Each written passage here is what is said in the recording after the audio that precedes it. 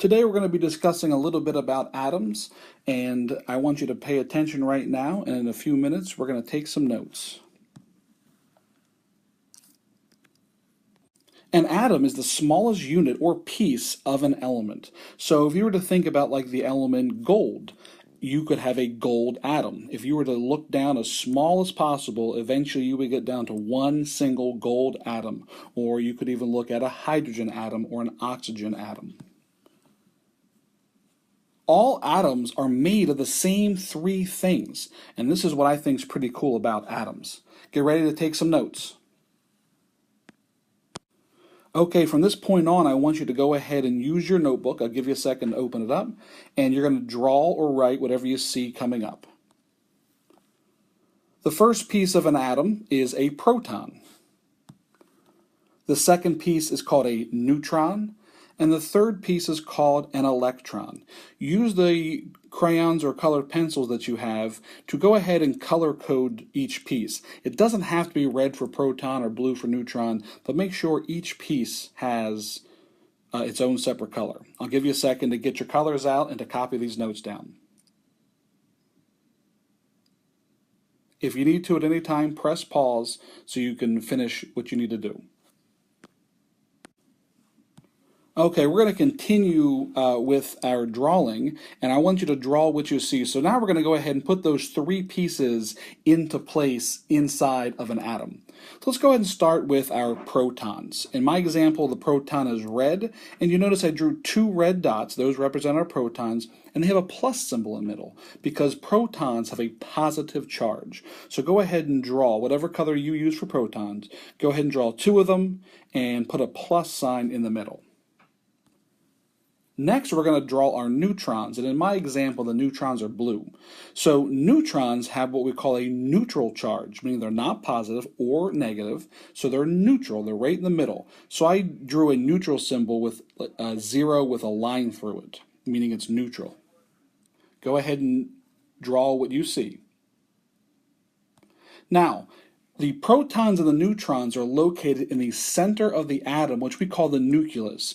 The nucleus, this is the middle of the atom, where the protons and neutrons are. It's where most of the mass, most of the stuff of the atom is located, right in the middle.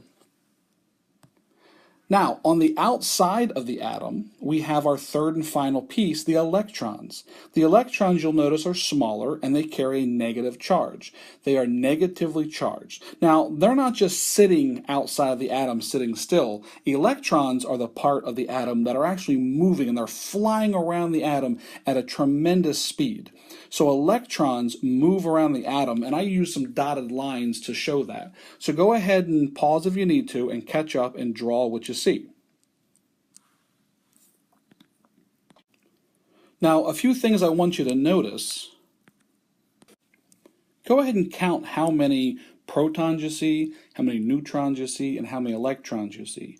Hopefully you see that there's two of each and it's balanced. And that's the way most atoms are. There are the same number of protons, neutrons, and electrons. Now that's not true for every single atom, but for most of them in the example we're using, it is. Now what you're actually looking at is a helium atom. A helium atom is the second element on the periodic table, and it has two protons, two neutrons, and two electrons. So atoms, most of the time, like to be balanced. So the two positives cancel out the two negatives, and the two neutrals don't add anything. So our atom that we just drew here is balanced, you'll notice. You can stop taking notes. This next part is just for you to listen to. Here's some things I want you to think about that I think are pretty cool about atoms. The first one, all atoms, no matter what, whether we're talking about a gold atom or an oxygen atom or a helium atom, they're all made from the same three parts, protons, neutrons, and electrons. That's pretty interesting to think about. If you were a chef and you only had 3 ingredients, you would be limited to how much different stuff you can make in the kitchen. But everything in the universe is made up of atoms, and all atoms are made of the same 3 things. So that's a pretty neat idea that all things in the universe, no matter what, from the oxygen we breathe to poisonous chemicals, are all made out of protons, neutrons, and electrons. The next thing to think about, this is a big number, but 99.999999996% of an atom is actually empty space. So think about that. If your desk is made up of atoms, which it is, and that atom that your desk is made of is mostly empty space, well, then how can you touch it? That's a thinker. Mostly empty space is what an atom consists of, so how can you touch things? How can you have solids, liquids, or gases? But you can. So it's something to think about.